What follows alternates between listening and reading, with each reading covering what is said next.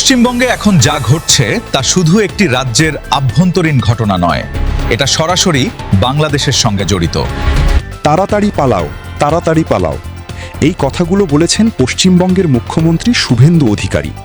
আর এই কথার পর থেকে ভারত বাংলাদেশ সীমান্তের হাকিমপুরে কয়েকশো মানুষ ভিড় জমিয়েছেন নিজ দেশে ফেরার জন্য।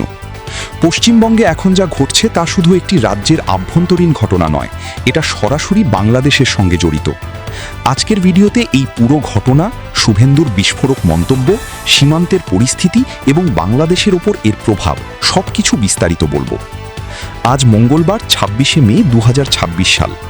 সকাল থেকেই উত্তর চব্বিশ পরগনার স্বরূপনগরের হাকিমপুর থানার অন্তর্গত বিঠারি হাকিমপুর গ্রাম পঞ্চায়েত এলাকার হাকিমপুর চেকপয়েন্টে দীর্ঘ সারি দেখা গেছে। কয়েকশো মানুষ সীমান্ত এলাকায় জড়ো হয়েছেন নিজ দেশে ফেরার উদ্দেশ্যে। পশ্চিমবঙ্গ সরকারের সাম্প্রতিক ঘোষণার পরই এই পরিস্থিতির সৃষ্টি হয়েছে। সীমান্তে মানুষের এই ভিড় বাড়ার বিষয়ে সাংবাদিকরা যখন মুখ্যমন্ত্রী শুভেন্দু অধিকারীকে প্রশ্ন করেন, তখন তিনি অত্যন্ত কঠোর ভাষায় জবাব দেন। কল্যাণীতে প্রশাসনিক সভায় যোগ দিয়ে বেরিয়ে শুভেন্দু বলেন, হাকিমপুরের ব্যাপারটা তিনি টেলিভিশনে দেখেছেন। তারপর সরাসরি বলেন, তাড়াতাড়ি পালাও, তাড়াতাড়ি পালাও। এরপর তিনি আরও কঠোর ভাষায় বলেন, আমাদের খাদ্য, বস্ত্র এবং বাসস্থানের অংশ ওদের কেন দিতে হবে? দেশের পয়সায় খাবে, ওষুধ দেওয়া হবে, জামা কাপড় পরবে, কেন জামাই নাকি? তার এই মন্তব্য রাজনৈতিক মহলে ব্যাপক আলোড়ন তুলেছে। পুলিশকে কী নির্দেশ দেওয়া হয়েছে সেটাও স্পষ্ট করে দিয়েছেন মুখ্যমন্ত্রী। তিনি বলেছেন, পুলিশকে বলে দেওয়া হয়েছে কাউকে জেলে পাঠাতে হবে না, আইনে সেটার প্রয়োজন নেই। পুলিশ সরাসরি ধরবে এবং সীমান্ত রক্ষা বাহিনী বিএসএফ এর হাতে তুলে দেবে। শুভেন্দু আরও বলেছেন, বাংলাদেশি নাগরিকদের নেওয়ার দায়িত্ব তাদের নিজেদের সরকার নিয়েছে। এই সব ঘটনার শুরু কিন্তু আরও কয়েকদিন আগে।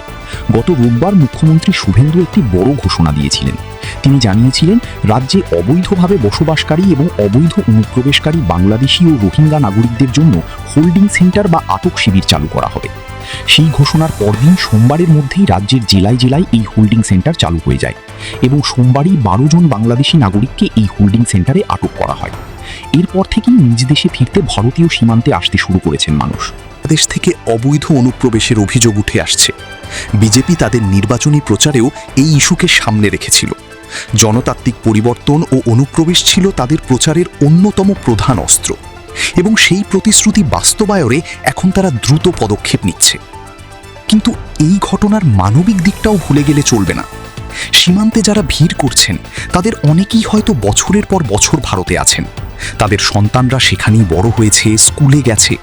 হঠাৎ করে দেশে ফিরতে বলা তাদের জন্য কতটা কঠিন সেটা সহজেই অনুমান করা যায়। একটি পরিবারকে উৎখাত করা শুধু আইনের বিষয় নয়, এটা মানবিক সংকট।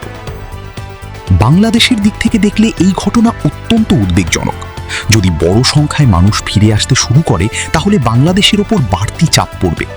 কর্মসংস্থান, বাসস্থান, খাদ্য সবকিছুতেই চাপ বাড়বে।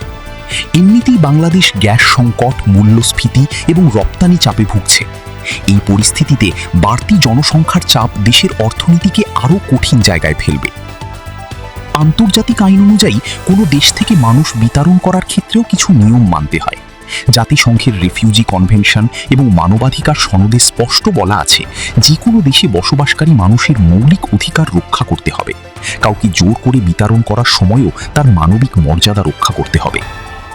তবে ভারত সরকারের যুক্তি হলো, যারা অবৈধভাবে ভারতে প্রবেশ করেছেন তাদের ফেরত পাঠানো আইনসম্মত এবং প্রতিটি সার্বভৌম দেশের অধিকার। শুভেন্দু নিজেও বলেছেন, এটা কোনো নতুন আইন নয়, আগে থেকেই আইন আছে। এখন প্রশ্ন হলো, এই পরিস্থিতি কোন দিকে যাবে? সীমান্তে কি আরও মানুষ জড়ো হবে? বাংলাদেশ সরকার কি এই বিষয়ে কোনো প্রতিক্রিয়া দেবে? দুই দেশের সম্পর্কে কি নতুন টানাপোড়েন তৈরি হবে? আপনার মতামত কমেন্টে জানান। ভিডিওটি ভালো লাগলে এখনই লাইক করুন, শেয়ার করুন এবং চ্যানেলটি সাবস্ক্রাইব করে বেল আইকনটি চাপ দিয়ে রাখুন। দেখা হবে পরবর্তী ভিডিওতে। ভালো থাকুন।